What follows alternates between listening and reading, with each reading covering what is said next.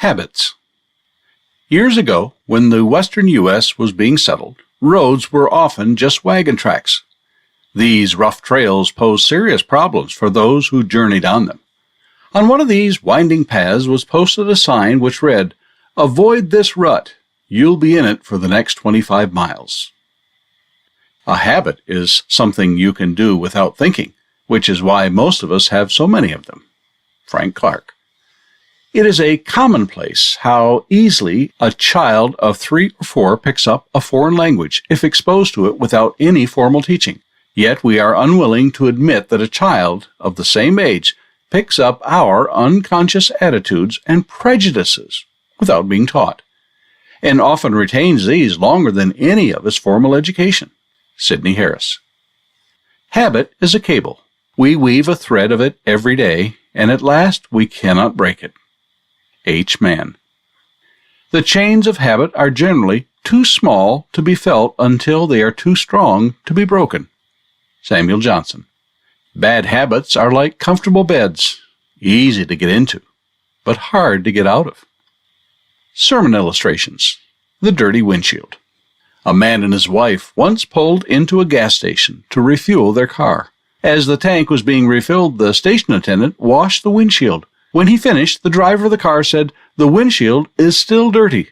Wash it again." "Yes, sir," the attendant answered. As he scrubbed the windshield a second time, he looked closely for any bugs or dirt that might have missed. When he finished, the man in the car became angry. "It's still dirty," he yelled. "Don't you know how to wash a windshield? Do it again." The attendant cleaned the windshield a third time, carefully looking for any place he might have missed, but could find no messy spots anywhere. By now, the driver was fuming. He screamed, "This windshield is still filthy. I'm going to talk to your boss to make sure you don't work here another day. You are the lousiest windshield washer I have ever seen." As he was about to get out of the car, his wife reached over and removed his glasses. She carefully wiped them with a tissue, then put them back on his face. The driver embarrassedly slumped down into his seat as he observed a spotless windshield. Critical people often view others through their own dirty glasses.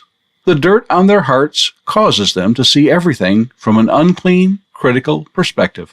They become angry at what they perceive to be dirt on other people, when in reality they are looking at others through the dirt of their own hearts.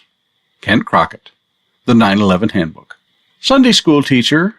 The man named Lot was warned to take his wife and flee out of the city, but his wife looked back and was turned to salt.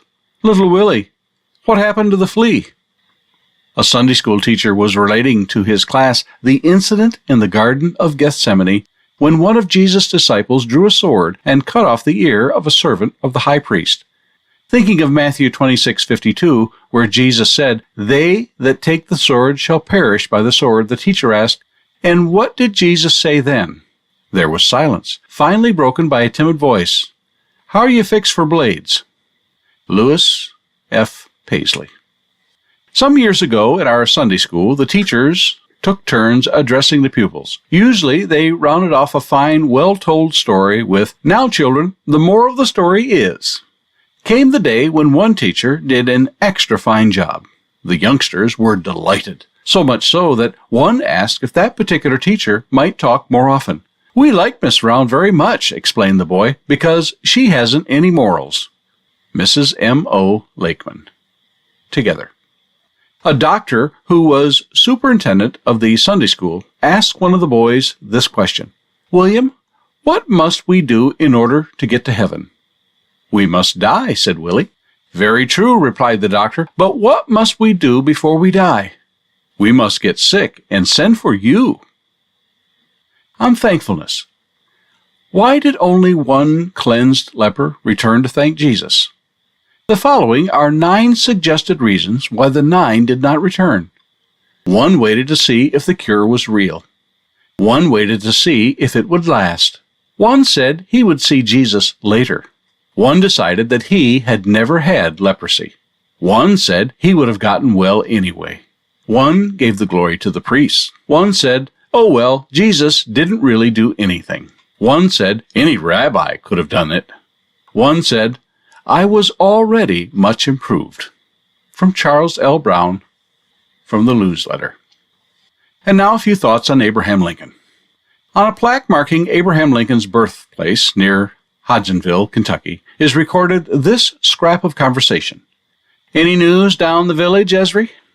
Well, Squire McLean's gone to Washington to see Madison swore in. And old Spellman tells me this Bonaparte fellow has captured most of Spain. What's new out here, neighbor? Nothing at all, except for a new baby born to Tom Lincoln's. Nothing ever happens out here. Some events, whether birthdays in Hodgenville or Bethlehem, or spiritual rebirth in a person's life, may not create much earthly splash, but those of lasting importance will eventually get the notice they deserve. Author unknown. I don't know who my grandfather was. I am much more concerned to know what his grandson will be. Abraham Lincoln. Once, when a stubborn disputer seemed unconvinced, Lincoln said, "Well, let's see how many legs has a cow." "4, of course," came the reply disgustedly. "That's right," agreed Lincoln. "Now suppose you call the cow's tail a leg. How many legs would the cow have?" "Why, 5, of course," was the confident reply. "Now, that's where you're wrong," said Lincoln. "Calling a cow's tail a leg doesn't make it a leg." It is said that Abraham Lincoln, when he was president of the U.S., was advised to include a certain man in his cabinet. When he refused, he was asked why he would not accept him. "I don't like his face," the president replied. "But the poor man isn't responsible for his face," responded his advocate. "Every man over 40 is responsible for his face," countered Lincoln. And those are our thoughts for the day.